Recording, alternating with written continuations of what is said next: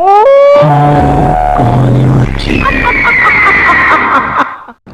की प्यास पार्ट 2।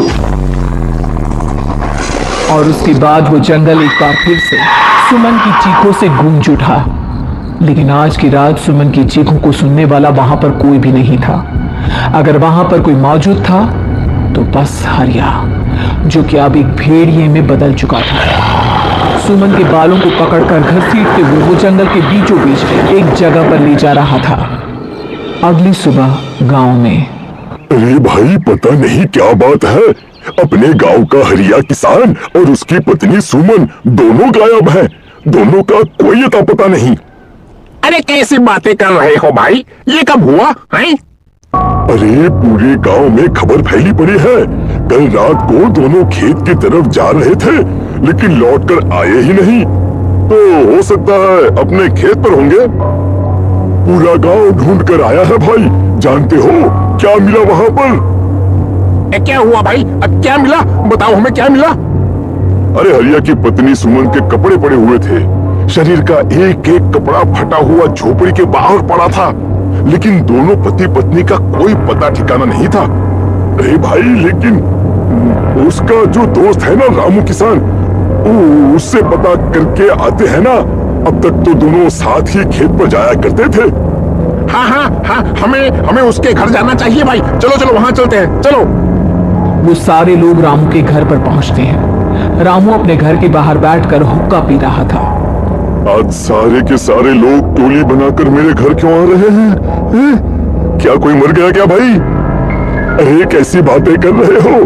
तुम्हारा सबसे अच्छा दोस्त हरिया और उसकी पत्नी गायब है, और तुम यहाँ बैठकर हुक्का पिए जा रहे हो हैं?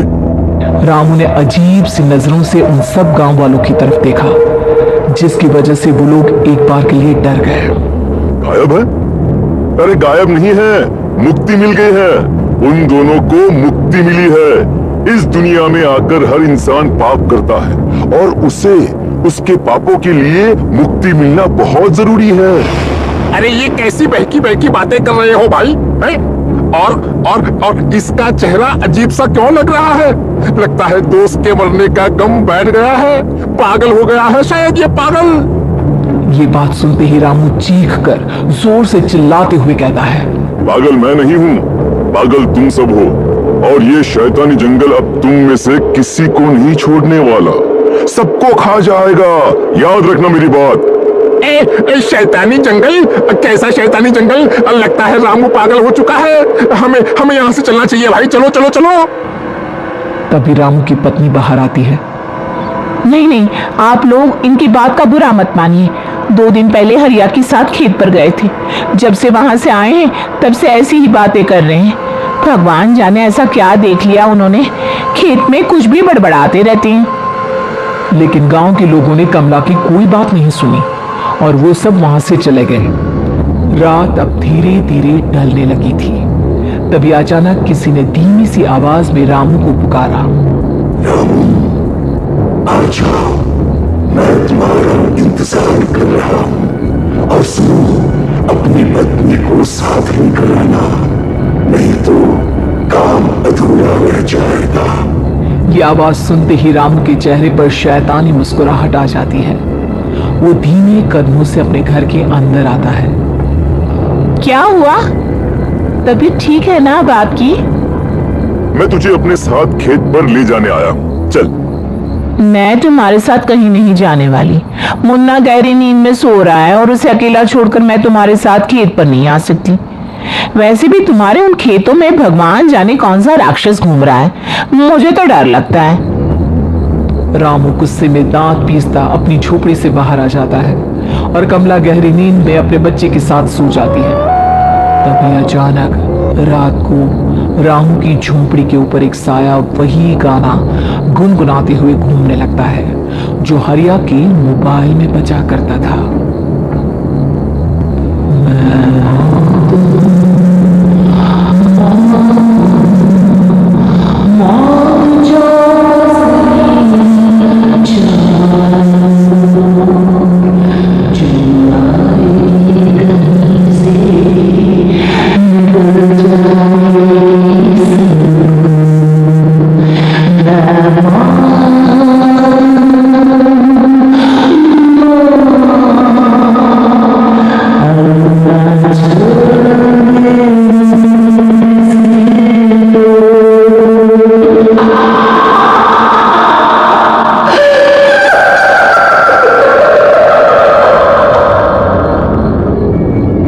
आवाज सुनकर रामू की पत्नी कमला की आंख खुलती है और वो देखती है कि उसका मुन्ना अपनी जगह से गायब था। कमला चीखते हुए बाहर दौड़कर आती है। वहां पर उसने देखा कि रामू ने अपने बच्चे को झोपड़ी के बाहर एक पेड़ से उल्टा लटकाया हुआ था और उसका बच्चा चीख चीख कर रो रहा था। वहीं दूसरी तरफ एक साया बच्चे के ठीक नीचे आग जलाकर उसके चारों तरफ हैवानों की तरफ नाच रहा था। छोड़ दो मेरे बच्चे को। अरे क्या कर रहे हो तुम? शर्म नहीं आती तुम्हें अपने ही बच्चे को इस तरह मौत के हवाले करते हुए? अपना बच्चा? किसने कहा ये मेरा बच्चा है? अरे ये तो उस रामू की औलाद है, इस गांव के किसान रामू की, और मेरी दुश्मनी इस गांव के हर इंसान के साथ है। क्या कैसी बात कर रहे हो तुम? और ये औरत कौन है? ये मेरे बच्चे को खा जाएगी। तभी अचानक से उस साया ने एक बेहद खतरनाक दिखने वाली औरत का रूप ले लिया और उसकी आंखों से आग निकल रही थी। सही पहचाना तूने। मैं तेरे बच्चे को खा जाऊंगी। अगर तू अपनी सहवान को गिराओ के साथ जंगल नहीं आई तो मैं तेरे बच्चे को खा जाऊंगी। लेकिन क्यों?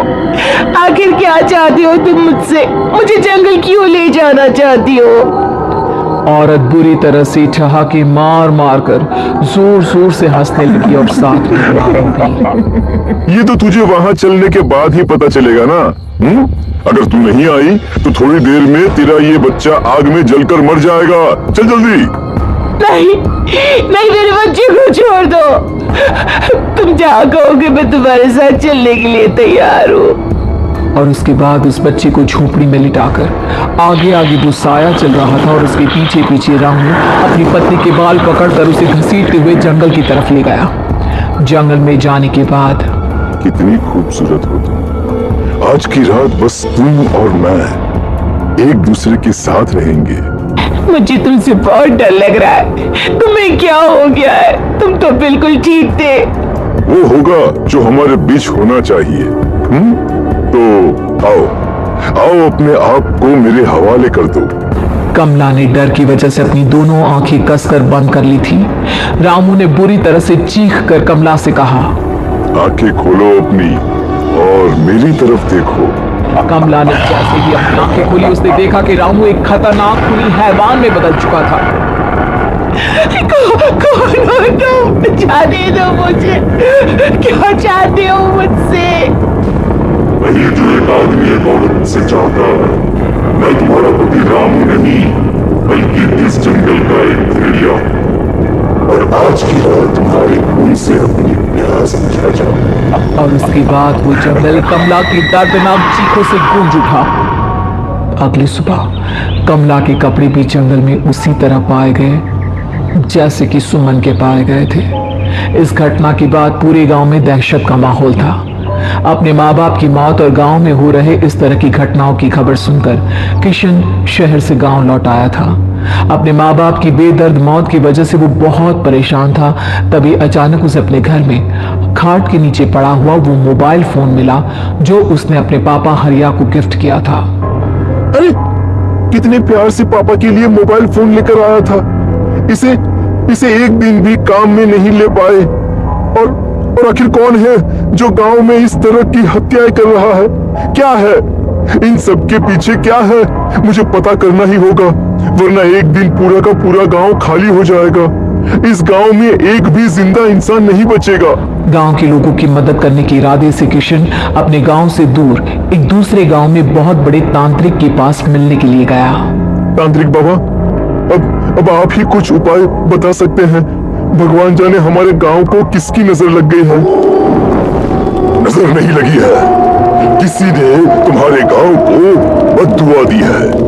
किसी सताई हुई आत्मा का प्रकोप है और अब वो पूरे गांव में किसी को नहीं छोड़ेगी जब तक उसकी आत्मा को शांति नहीं मिल जाती।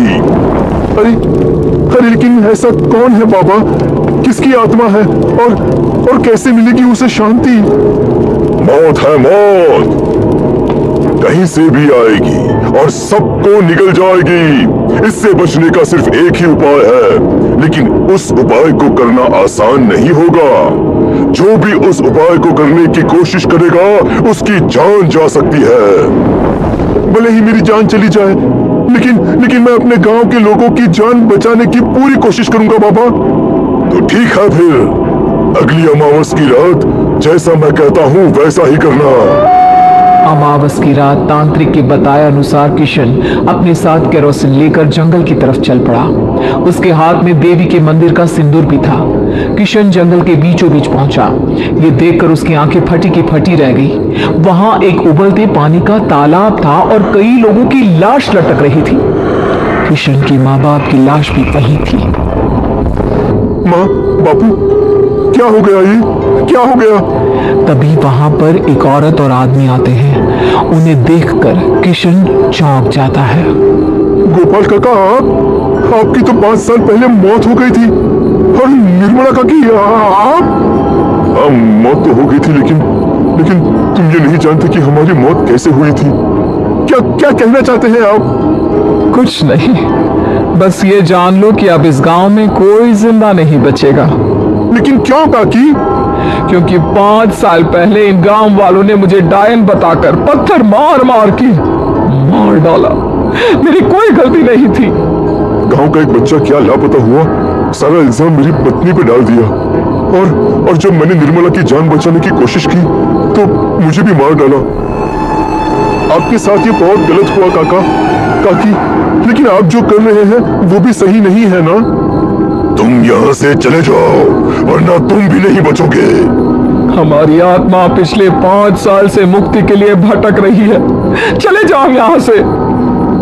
मौका देखकर किशन सिंदूर उन दोनों के ऊपर डाल देता है। उनका शरीर जलने लगता है और वो भयानक तरीके से चिल्लाने लगते हैं। अगले ही पल किशन उनके ऊपर केरोसिन डाल देता है और वो दोनों जल जाते हैं। किशन अपने माँ बाप और दूसरी लाशों का अंतिम संस्कार करवाता है और अपने घर लौट आता है। लेकिन वो अभी भी इस बात से अनजान है कि मोबाइल अभी भी बज रहा था।